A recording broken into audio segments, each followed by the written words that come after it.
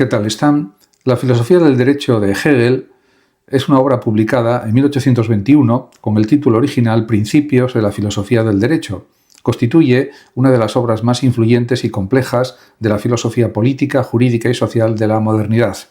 En ella, Hegel intenta responder a una pregunta fundamental: ¿cómo puede realizarse la libertad humana en el mundo objetivo?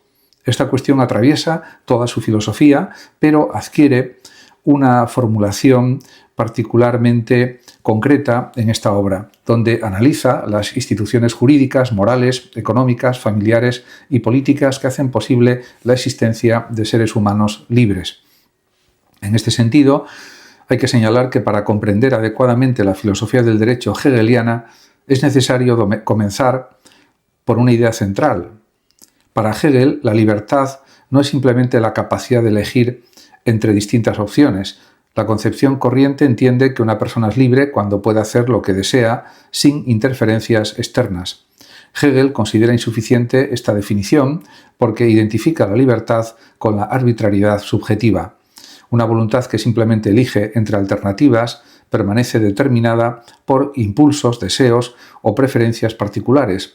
La verdadera libertad exige algo más profundo: que la voluntad se reconozca a sí misma en las instituciones y normas que regulan la vida social. Esta concepción surge de la filosofía idealista alemana. Hegel sostiene que la realidad no es una suma de hechos aislados, sino un proceso racional en el que el espíritu o la razón llega progresivamente a conocerse a sí mismo. El ser humano no vive fuera de la historia, sino dentro de un desarrollo histórico mediante el cual la libertad se hace cada vez más consciente de sí misma. Por eso, cuando Hegel estudia el derecho, no analiza simplemente leyes positivas o códigos jurídicos. Lo que en realidad busca es comprender las formas históricas e institucionales en las que la libertad objetiva se realiza. Además, el punto de partida de esta obra es la voluntad libre. Hegel define el derecho como la existencia de la voluntad libre. Esta definición puede parecer extraña desde una perspectiva jurídica tradicional, pero resulta fundamental para entender todo el sistema. El derecho no es para él una simple colección de normas impuestas por el Estado. Es la manifestación objetiva de la libertad. Allí donde la voluntad libre adquiere una forma estable y reconocida socialmente, aparece el derecho. Y también la obra está estructurada en tres grandes partes: el derecho abstracto, la moralidad y la eticidad. Estas tres dimensiones representan momentos sucesivos del desarrollo de la libertad. No son compartimentos independientes, sino etapas dialécticamente relacionadas. Cada una supera las limitaciones de la anterior, conservando sus elementos esenciales. La primera parte, dedicada al derecho abstracto, examina la libertad en su forma más simple e inmediata. Aquí el individuo es considerado como persona jurídica. Ser persona significa poseer capacidad jurídica, es decir, ser reconocido como sujeto de derechos. Hegel considera que este reconocimiento constituye una conquista histórica fundamental. En sociedades antiguas, no todos los seres humanos eran reconocidos como personas. Existían esclavos, siervos y grupos excluidos de la comunidad jurídica. El concepto moderno de persona implica que cada individuo posee un valor universal por el simple hecho de ser miembro de la humanidad racional. También hay que decir que la primera expresión concreta de la personalidad jurídica es la propiedad. Según Hegel, una persona debe poder apropiarse de cosas externas para expresar su libertad en el mundo. Esta afirmación ha generado numerosas controversias. Algunos intérpretes han acusado a Hegel de justificar el individualismo posesivo. Sin embargo, su posición es más compleja. La propiedad no tiene para él un valor meramente económico, constituye una necesidad ontológica de la libertad. La voluntad necesita exteriorizarse y conferir a los objetos una determinación propia. Cuando alguien posee una cosa, imprime en ella el sello de su voluntad. Y también la propiedad puede adquirirse mediante ocupación, transformación o contrato. El contrato desempeña un papel especialmente importante porque introduce el reconocimiento recíproco entre personas. Cuando dos individuos celebran un contrato, cada uno reconoce al otro como propietario y como sujeto libre. El contrato representa así una forma superior de relación jurídica respecto de la mera posesión individual. No obstante, el derecho abstracto presenta limitaciones evidentes. Los individuos aparecen como entidades separadas que interactúan externamente. Las relaciones jurídicas se establecen entre personas formalmente iguales, pero todavía no se consideran las motivaciones internas de la acción. Esta insuficiencia se manifiesta claramente en el fenómeno del delito. El delito constituye para Hegel la negación del derecho. Cuando alguien roba, estafa o agrede a otro, cuestiona el reconocimiento mutuo que sustenta el orden jurídico. Sin embargo, el delito no destruye completamente el derecho, más bien revela la necesidad de reafirmarlo. Aquí aparece la teoría hegeliana de la pena. Hegel rechaza las teorías utilitaristas que justifican el castigo por sus consecuencias sociales como la disuasión o la prevención. También critica las explicaciones puramente psicológicas. A su juicio, la pena debe entenderse como la negación de la negación. El delito niega el derecho, la pena niega esa negación y restablece la vigencia del orden jurídico. Y esta concepción ha sido también interpretada frecuentemente como una versión del retribucionismo. Sin embargo, Hegel introduce una idea original. El delincuente, al actuar racionalmente, reconoce implícitamente la validez universal de la norma que viola. La pena no se le impone simplemente desde fuera, constituye el desarrollo lógico de la acción que él mismo ha realizado. Castigar al delincuente significa tratarlo como un agente racional responsable de sus actos. Y la segunda gran sección del libro, de la obra, aborda la moralidad. Aquí la atención se desplaza desde las acciones externas hacia la interioridad de la voluntad. El sujeto ya no aparece solamente como persona jurídica, sino como conciencia moral capaz de reflexionar sobre sus intenciones y fines. De esta forma, la moralidad representa una conquista decisiva de la modernidad. El individuo ya no acepta pasivamente normas externas, sino que examina críticamente sus fundamentos. Hegel reconoce la enorme importancia histórica de esta transformación, asociada especialmente al cristianismo y a la filosofía moderna. Dentro de esta esfera adquieren relevancia conceptos como la intención, la responsabilidad, el bienestar y la conciencia moral. Una acción no puede evaluarse únicamente por sus efectos externos. También debemos considerar lo que la gente pretendía hacer. La moralidad introduce así una dimensión subjetiva indispensable para comprender la acción humana. Sin embargo, Hegel detecta en esta perspectiva un problema fundamental. Si la moralidad se basa exclusivamente en la conciencia individual, corre el riesgo de caer en el subjetivismo. Cada persona podría considerar válidas únicamente aquellas normas que coinciden con sus convicciones privadas. La universalidad del derecho quedaría entonces amenazada. Por esta razón, Hegel dirige una crítica importante contra ciertas interpretaciones de la ética kantiana. Aunque admira profundamente a Immanuel Kant, a su filosofía, considera que el imperativo categórico resulta demasiado formal. La moral no puede fundamentarse únicamente en principios abstractos elaborados por la razón individual. Necesita encarnarse en instituciones concretas. La conciencia moral, aislada, puede degenerar en lo que Hegel denomina la bella alma.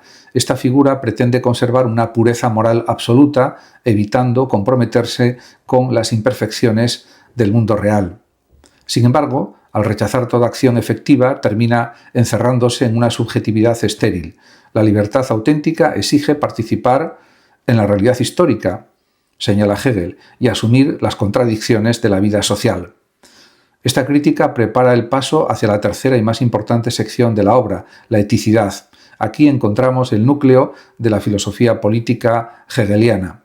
La eticidad designa la unidad de la libertad subjetiva y las instituciones objetivas, mientras el derecho abstracto enfatizaba la exterioridad y la moralidad, la interioridad, la eticidad, pues integra ambas dimensiones en una totalidad concreta. La eticidad comprende tres momentos fundamentales: la familia, la sociedad civil y el Estado. Estas instituciones no son simples asociaciones contingentes, constituyen formas necesarias, según Hegel, mediante las cuales la libertad se realiza históricamente. La familia representa la forma inmediata de la eticidad. En ella los individuos no se relacionan inicialmente como personas jurídicas independientes, sino como miembros de una unidad afectiva. El principio que organiza la familia es el amor. Para Hegel, el amor no significa una emoción pasajera, consiste en la superación consciente de la separación entre individuos. Los miembros de una familia se reconocen mutuamente como parte de una totalidad común. Por ello, la familia posee una dimensión ética irreductible a intereses privados. El matrimonio constituye también el fundamento de la familia. Hegel rechaza interpretaciones que lo conciben exclusivamente como contrato. Aunque incluye elementos contractuales, su esencia radica en una unión ética basada en el reconocimiento recíproco. El matrimonio crea una comunidad de vida en la que los individuos trascienden su aislamiento inicial. La familia también desempeña funciones económicas y educativas. Administra un patrimonio común y se encarga de la formación de los hijos. La educación resulta especialmente importante porque permite transformar la dependencia natural del niño en autonomía racional. Sin embargo, la familia no constituye el punto culminante de la libertad. A medida que los hijos alcanzan la madurez, abandonan el hogar y se convierten en personas independientes. Esta disolución conduce a la segunda esfera de la eticidad, la sociedad civil. Y la sociedad civil ocupa un lugar central en la filosofía del derecho hegeliana. Se trata de una de las primeras teorías sistemáticas de la sociedad moderna, entendida como ámbito diferenciado tanto de la familia como del Estado. En este sentido, en la sociedad civil, los individuos persiguen principalmente sus intereses particulares. Cada persona busca satisfacer sus necesidades mediante el trabajo, el intercambio y la cooperación económica. A primera vista parece un reino de egoísmo y competencia. Sin embargo, Hegel muestra que incluso la búsqueda de fines privados genera formas completas de interdependencia y también pues una cierta complejidad. El sistema de las necesidades constituye el primer elemento de la sociedad civil. Ningún individuo puede satisfacer por sí solo todas sus necesidades. La división del trabajo crea una red de relaciones en la que cada persona depende de innumerables otras. Así surge una forma de universalidad objetiva dentro de la actividad económica.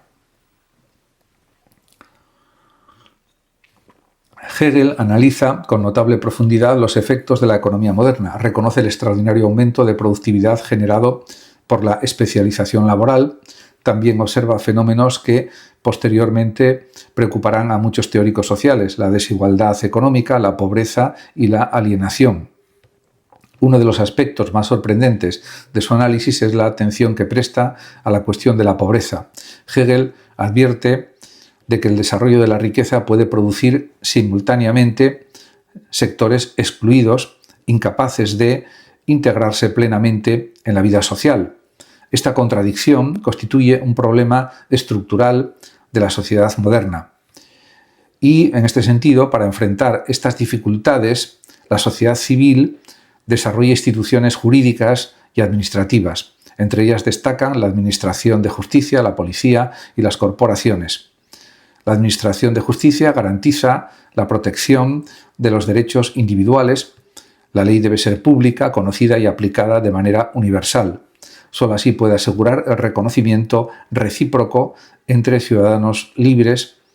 Y también la policía, en el sentido amplio que Hegel atribuye al término, comprende diversas funciones administrativas orientadas al bienestar colectivo. Incluye aspectos relacionados con la salud pública, la regulación económica y la seguridad social.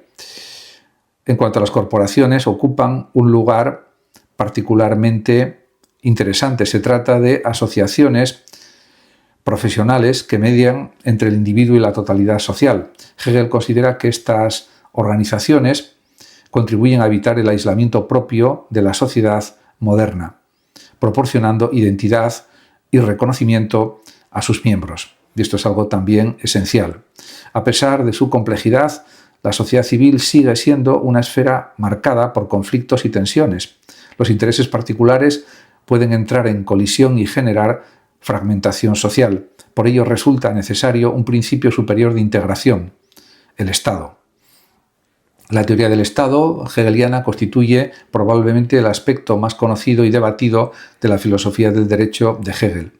Con frecuencia se ha acusado a Hegel de defender un estatismo autoritario. Sin embargo, muchas de estas interpretaciones simplifican excesivamente su pensamiento. Cuando Hegel afirma que el Estado es la realidad efectiva de la libertad concreta, no está sosteniendo que cualquier gobierno existente sea legítimo, tampoco identifica el Estado con una maquinaria burocrática omnipotente. El Estado representa para él la culminación de la eticidad porque integra los intereses particulares dentro de una voluntad universal racional. La idea fundamental consiste en que la libertad auténtica no puede realizarse exclusivamente en el ámbito privado.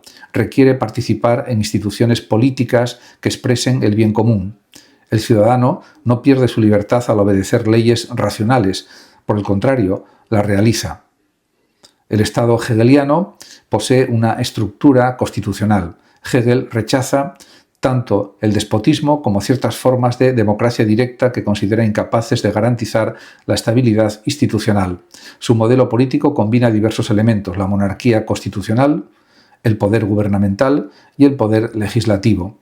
La monarquía desempeña una función simbólica de unidad.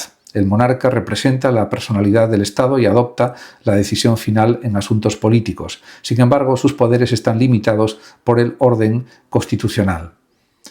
El poder gubernamental comprende, según Hegel, la administración pública y la burocracia. Hegel atribuye gran importancia a los funcionarios estatales porque considera que deben actuar guiados por el interés universal más que por intereses particulares.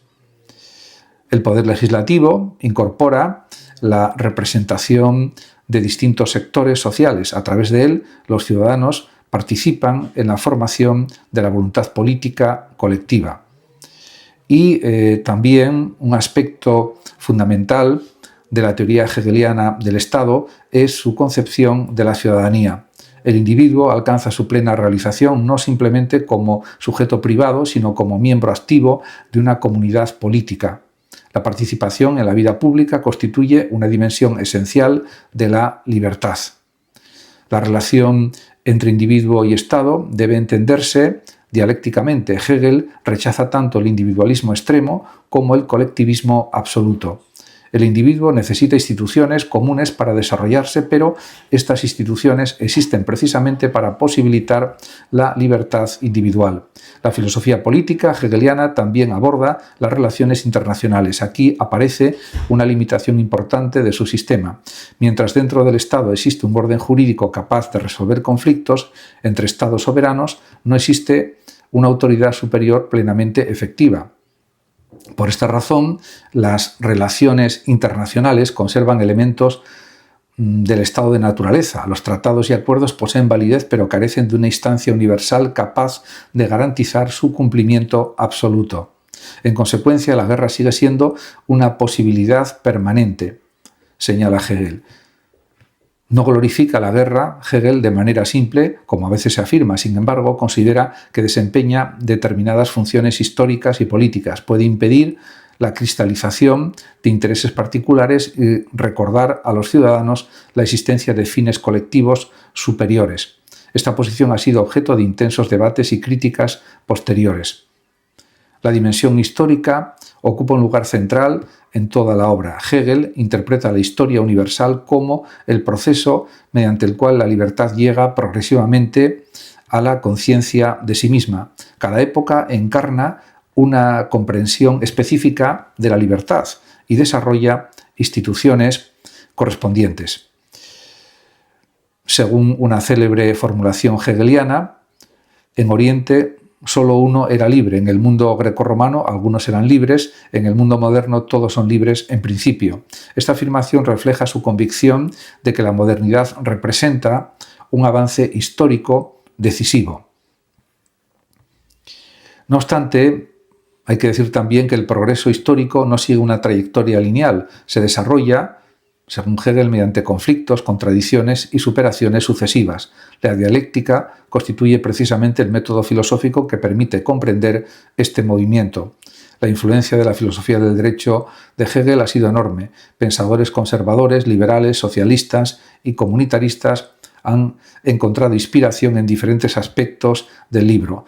Algunas interpretaciones han destacado su defensa de las instituciones tradicionales, otras han subrayado su análisis de la libertad moderna y de las contradicciones sociales.